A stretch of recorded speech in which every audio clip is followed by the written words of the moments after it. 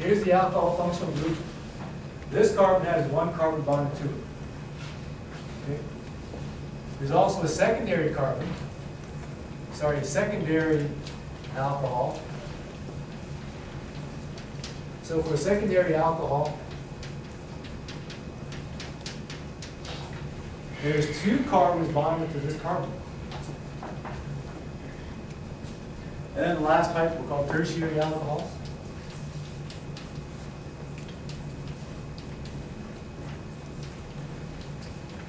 And for tertiary alcohols, there's three carbons bonded to this carbon, bonded to the alcohol functional group.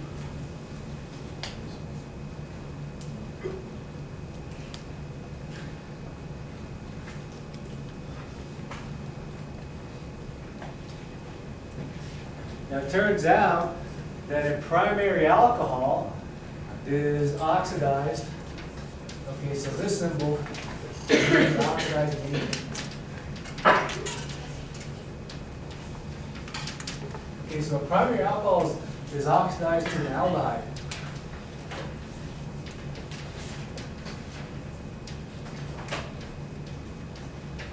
And this aldehyde can be further oxidized to an acid.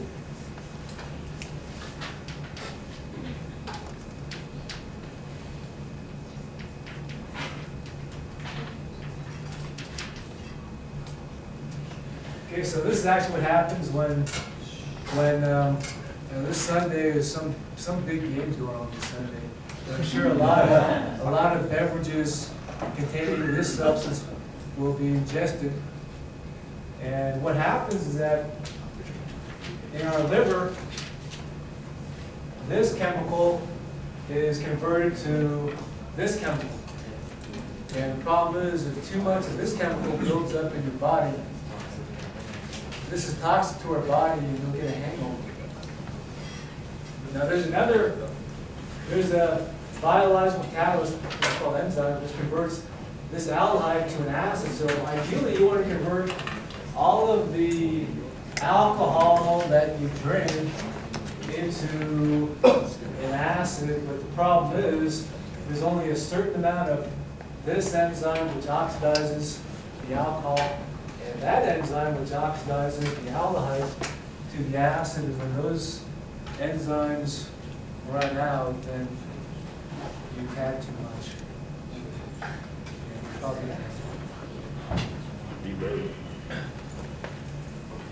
Okay, secondary alcohols can be oxidized to ketones.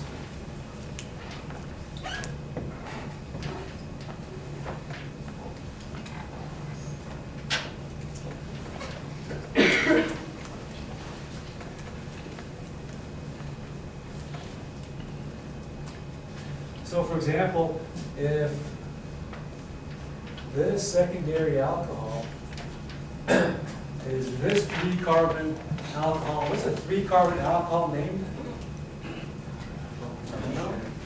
Propanol. In this case here, the alcohol group is on the second carbon, so that's 2-propanol or isopropanol, which is rubbing alcohol. This will produce this ketone, and this is actually acetone.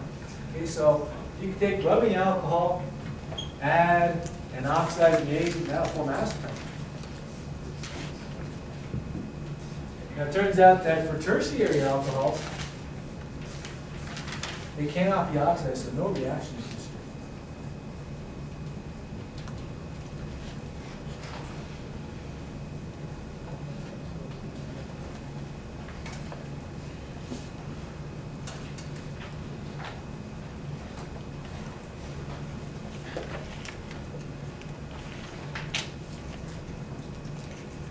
Okay, so before we do a few practice problems, can someone give me an example of an oxidizing agent? In other words, what specific chemical acts like an oxidizing agent? We have some at home, I'm sure.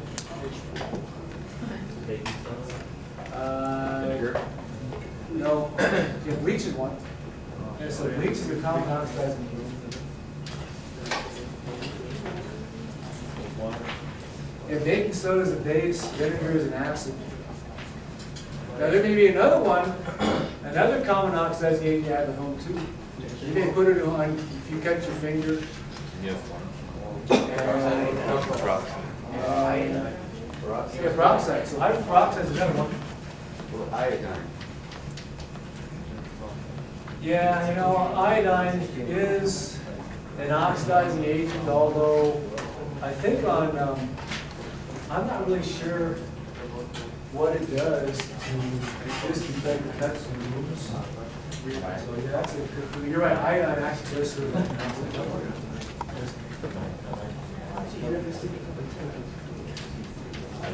Yeah, so those are three examples of oxidizing agents. Now in the chemistry lab, some other ones would be potassium permanganate, KMNO4.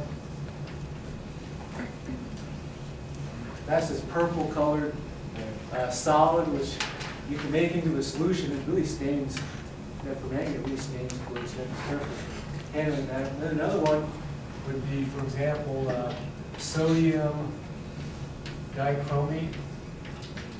So those are a couple of common oxidizing agents used in the lab. Now the problem with these are these two compounds contain heavy metals.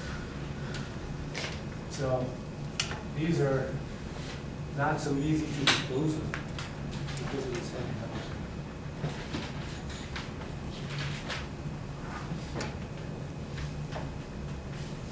Okay, so again, I'm not sure if we really want to try this. We got some rubbing alcohol, maybe add some bleach.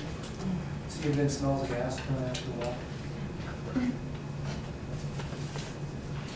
Or it turns out that hydrogen peroxide, we'll learn about this later on in the semester, but hydrogen peroxide is actually a better oxidizing agent than bleach. Okay, so no, it's a stronger oxidizing agent. So maybe if you take some hydrogen peroxide you buy in the store, add that to some rubbing alcohol and stuff like that. Although if you do that, maybe you want to do that outside just in case something might happen. So you don't mess up your mom's kitchen or mess up your bathroom. Okay.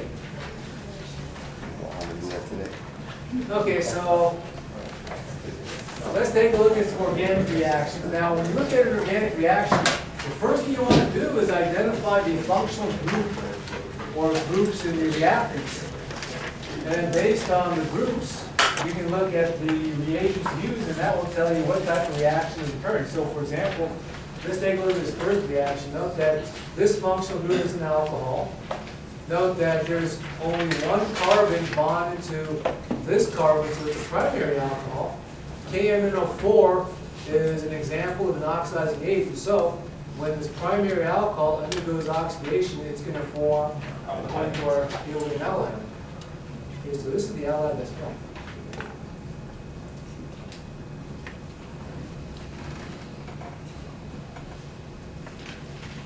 Okay, so let's do it for the second reaction. What functional group is in this compound? Yes, there's an acid. And what functional group or groups are in this compound?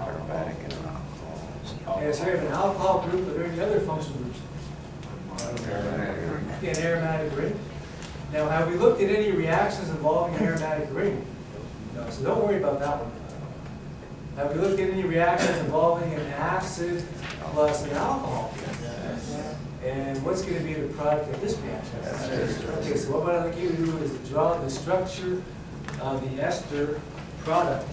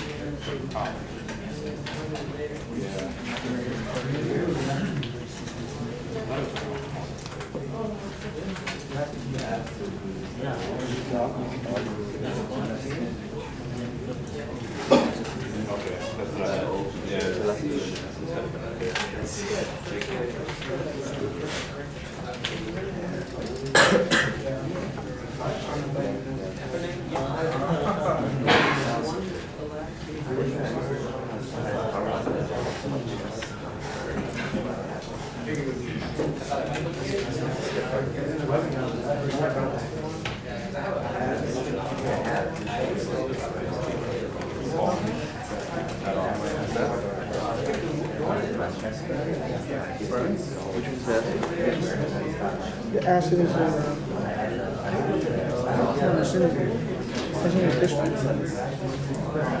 So that one just loses the H? Because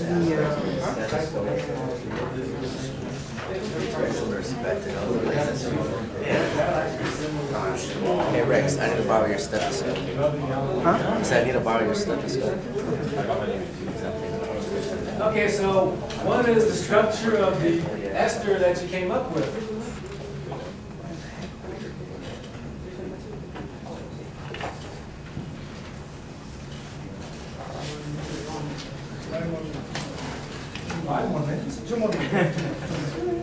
Okay, let me draw a couple of, I'll draw three structures, Michelle. Let me tell me which one is the right structure. You gonna draw it? You got it? Yeah. Okay, draw it. What are you doing right there? You got it.